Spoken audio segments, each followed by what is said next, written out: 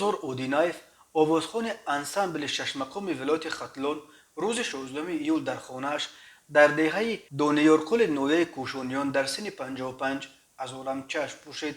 به گفته یکی از نزدیکانش بازاربای اودینایف چند روز آخر از بیماری مانند به کرونا ویروس رنج میکشید و در خانه تبابت میگرفت. بازاربای اودینایف قبلا در مکتب موسیقی شهر بختر به شاگردان درس میداد و اخیرا به انسامبل شش مقام به کار گذاشت چون میخواست برای ایجاد وقت بیشتر داشته باشد. در مکتب شاگردان خیلی خسته میکنند. میگفت اکنون آرزو داشت که همه ترانه‌هایش را گرد بیاورد و در استودیوهای حرفه‌ای ثبت و کلیپ کند، ولی عمر وفایش نکرد.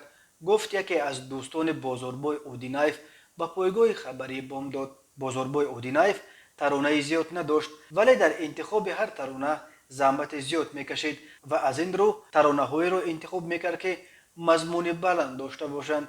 من اهل خراسانم ای وطن چل دختران از جمله ترانه‌هایی که از این آوازخوان به یادگار ماندند. در سال جاری بازاربای اودینایف دست کم چهارمین هنرمند تاجیک است که قربانی کرونا ویروس میشوند. آوازخوان شناخته قربانعلی عبداللهیف هنوز در اول سال ماه ینور از کرونا ویروس فوتید.